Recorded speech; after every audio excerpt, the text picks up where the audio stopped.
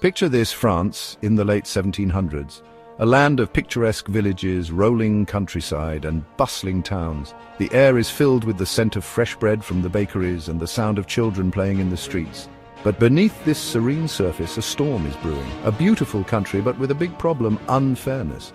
The farmers toil under the hot sun, the artists pour their souls into their creations, and the shopkeepers work tirelessly to keep their businesses afloat. Yet, despite their hard work, they are burdened with heavy taxes and have little to show for their efforts. King Louis XVI and his nobles lived in luxury, paying almost no taxes. They dined on the finest foods, wore the most exquisite clothes, and resided in the opulent palace of Versailles.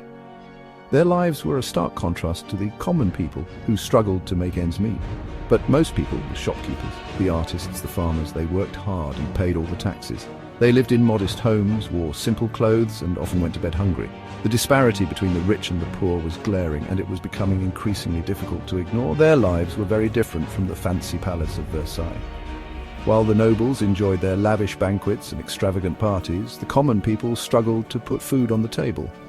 The contrast was not just in their living conditions, but in their very existence. The nobles lived a life of excess, while the common people lived a life of hardship.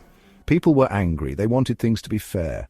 The streets of Paris and other cities were filled with the voices of discontent. Protests and demonstrations became a common sight as the people demanded justice and equality. The tension was palpable, and it was clear that something had to change. France was like a pot about to boil over. It was on the edge of a revolution. The anger and frustration of the people were reaching a boiling point, and it was only a matter of time before it spilled over. The storm clouds were gathering, and the winds of change were beginning to blow.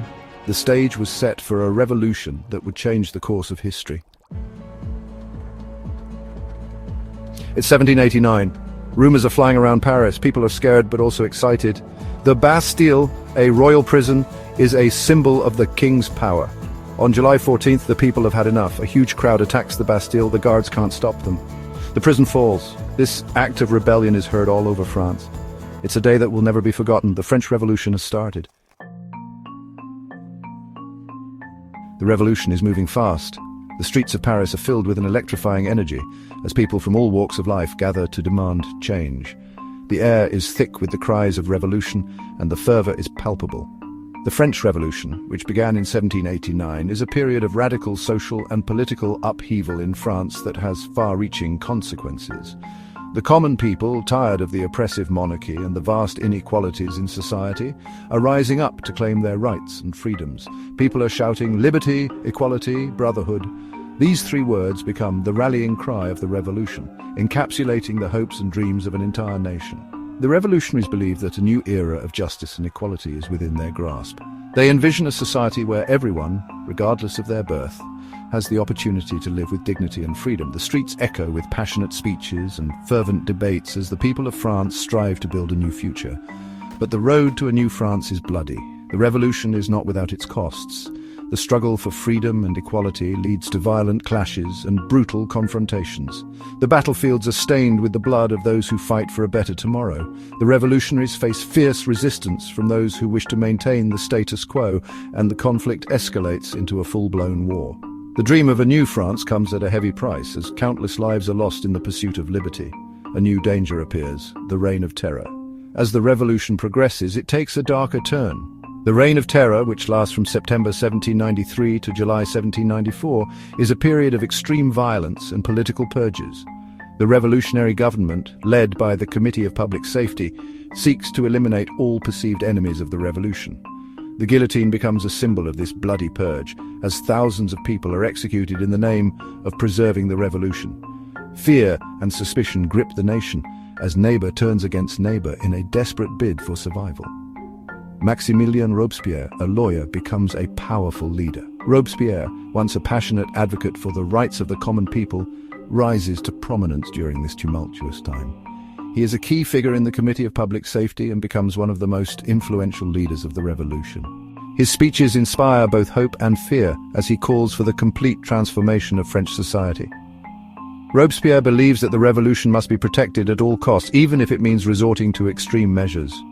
He promises order, but he brings fear and executions. Thousands of people die. Under Robespierre's leadership, the Reign of Terror intensifies. The revolutionary government cracks down on dissent with ruthless efficiency, and the guillotine claims the lives of many who are deemed enemies of the state. The promise of a new, just society is overshadowed by the pervasive atmosphere of fear and repression. The very ideals that the revolutionaries fought for seem to be slipping away as the revolution devours its own. The revolution starts hurting the very people it's supposed to help. The common people who once saw the revolution as a beacon of hope now find themselves caught in the crossfire. The economic hardships and social upheaval take a heavy toll on the population. Food shortages, inflation, and the constant threat of violence make daily life a struggle for survival. The dream of liberty, equality, and brotherhood seems increasingly out of reach as the revolution spirals into chaos. But Robespierre's power doesn't last. As the reign of terror reaches its peak, Robespierre's grip on power begins to weaken. His extreme measures and uncompromising stance alienate many of his former allies. The revolutionary government, once united in its goals, becomes fractured and divided. The people, weary of the constant bloodshed and repression, start to turn against Robespierre. His downfall becomes inevitable, as the forces he once controlled now conspire to bring him down. In 1794 he is executed, a victim of his own terror. On July 28, 1794, Robespierre is arrested and swiftly executed by the very guillotine he once wielded with such authority.